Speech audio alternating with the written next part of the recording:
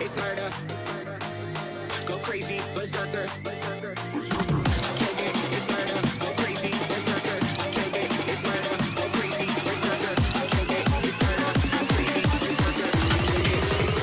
Crazy. I got a whole freezer full of popsicles. What's up guys? New week, new game. And this week, I've been playing Shadow of the Colossus. Now from the gameplay reviews, the trailers, the hype surrounding the remake, I expected big things. I expected big fights, massive bosses, and an enthralling story. I expected this.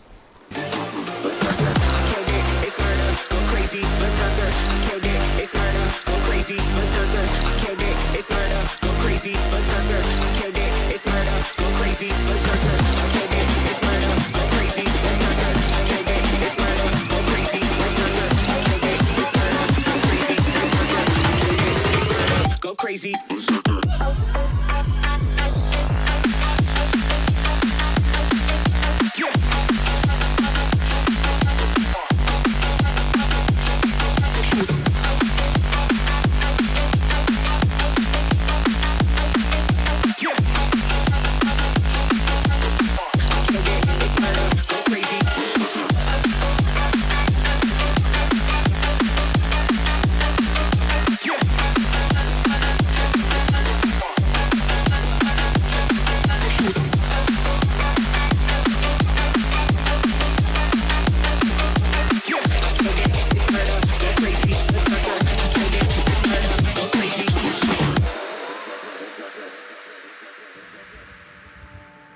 But that's not what this game is about.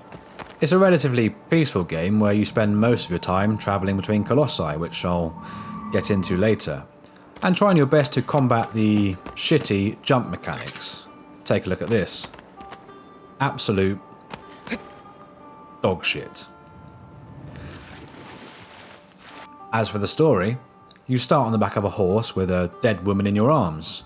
There's no context as to who she is, and my best guess is that she was a prostitute that OD'd on coke. So you take her to this castle in the middle of nowhere and lay her body to rest on the altar. You then get a monologue about how you're in a forbidden zone that can bring back the dead if you really want, but that's forbidden too. Next thing you know, the Bukkake scene is about to begin, so you unsheath your mighty blade. But as you whip it out, a godlike voice starts speaking to you. Dormin is the name of the voice. A powerful, magical being that is able to bring back the dead.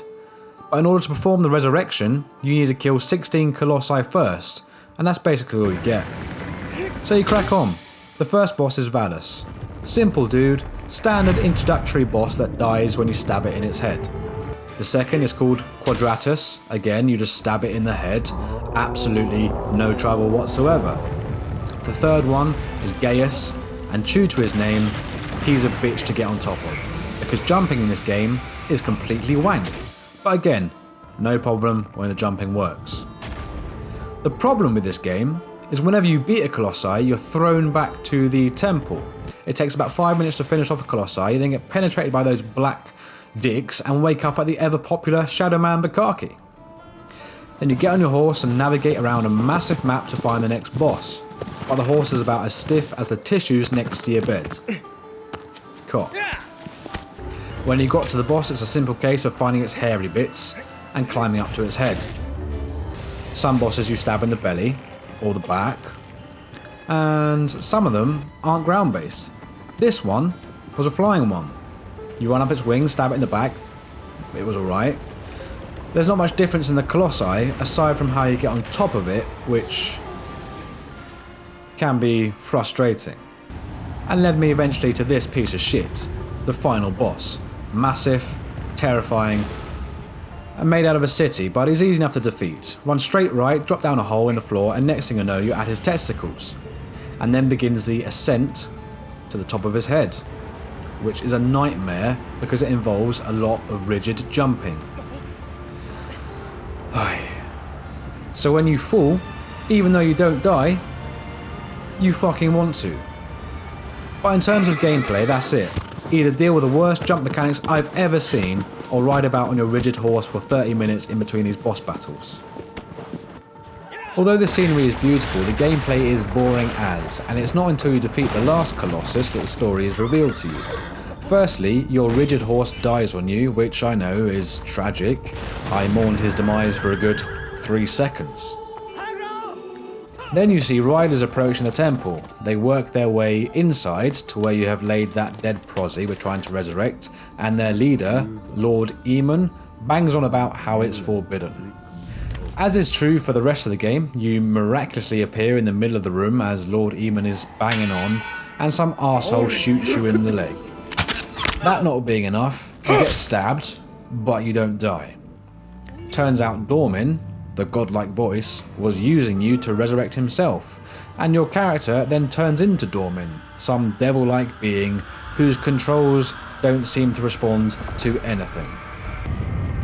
Lord Eamon manages to evade the all-powerful Dormin, who I'm guessing isn't all that powerful. He then chucks your sword into a pond and you get sucked off into the water. The Owlman manages to escape and the bridge collapses, which seems to please him. No fuck, I can get across now. And finally, that prostitute wakes up. And guess what? Your horse survived too. Then the credits roll.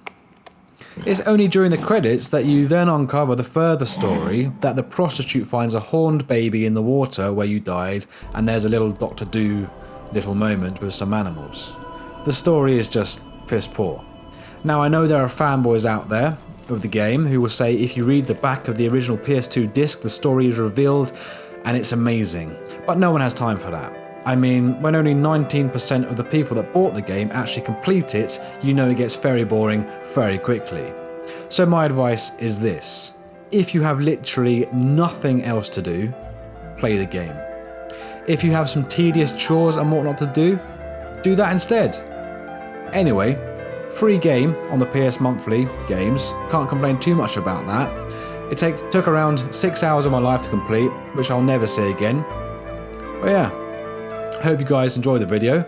I appreciate you watching to the very end. In a bit.